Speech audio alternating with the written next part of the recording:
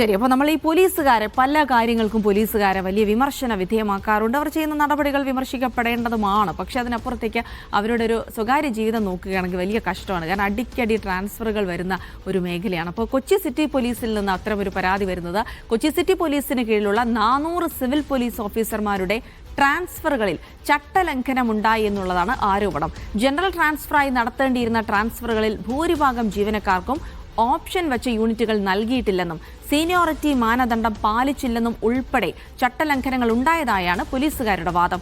സാവകാശം നൽകാതെ മക്കളുടെ വിദ്യാഭ്യാസം ഉൾപ്പെടെ ബുദ്ധിമുട്ടിലാക്കിയ ട്രാൻസ്ഫറുകളിൽ വീണ്ടും ഓപ്ഷനുകൾ വിളിച്ച് ഉത്തരവിറക്കണമെന്നാണ് ഇവരുടെ ആവശ്യം.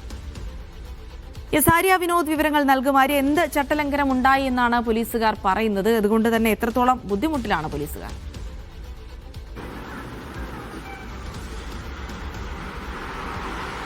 ജിൻസി, 400ഓളം പോലീസുകാരാണ് ഈ ഒരു ട്രാൻസ്ഫറിന്റെ ഒരു ബുദ്ധിമുട്ട് നേരിടുന്നത് എന്നുള്ളതാണ്. കൊച്ചി സിറ്റി പോലീസ് കീഴിലുള്ള പോലീസുകാരാണ്. ഇവർക്കാണ് ട്രാൻസ്ഫറുകൾ പെട്ടെന്ന് ഓർഡറുകൾ വന്നിരിക്കുന്നത്. പെട്ടെന്ന് തന്നെ സാവകാശമൊന്നും കൊടുക്കാതെ തന്നെ മാറണം എന്നുള്ളതാണ് ഇവർക്ക് കൊടുത്തിരിക്കുന്ന നിബന്ധന. സാധാരണയായിട്ട് മാനദണ്ഡപ്രകാരം തന്നെ ജൂണിന് മുൻപായിട്ടാണ് ഈ ട്രാൻസ്ഫർ ഓർഡറുകളെല്ലാം തന്നെ വരുന്നത്. അതുകൊണ്ട് തന്നെ മക്കളുടെ അധ്യയന വർഷമൊക്കെ കണക്കിലെടുത്ത് അവർക്ക് മാറാനുള്ള ഒരു സാവകാശം കൂടെ ലഭിക്കുകയുണ്ടാവാറുണ്ട്. എന്നാൽ ഇതൊന്നും തന്നെ ഇല്ലാത്തൊരു സാഹചര്യമാണ് ഇപ്പോൾ നിലവിലുള്ളത് എന്നുള്ളതാണ്. അതുപോലെ തന്നെ സാധാരണയായി ട്രാൻസ്ഫർ വരുന്നതിന് മുന്നേ തന്നെ 3 ഓപ്ഷനുകൾ ഈ പോലീസുകാർക്ക് സ്വീകരിക്കാനുള്ള ഒരവസരം ലഭിക്കാറുണ്ട്. എന്നാൽ ഈ ഓപ്ഷനുകൾ ഒന്നും തന്നെ പരിഗണിക്കാതെ വെറുതെ ഒരു ഓപ്ഷൻ ഇവർക്ക് കൊടുത്തതുപോലെയാണ് ഈ ട്രാൻസ്ഫർ ഓർഡറുകളെല്ലാം വന്നിരിക്കുന്നത് എന്നുള്ളതാണ്. ഈ ഇവരുടെ ഓപ്ഷനുകൾ ഒന്നും തന്നെ പരിഗണിക്കാതെയാണ് ഇപ്പോൾ ഇവരുടെ ട്രാൻസ്ഫർ ഓർഡറുകൾ വന്നിരിക്കുന്നത്. സീനിയോറിറ്റിയും മാനദണ്ഡമായി പരിഗണിക്കാറുണ്ട് എന്നുള്ളതാണ്.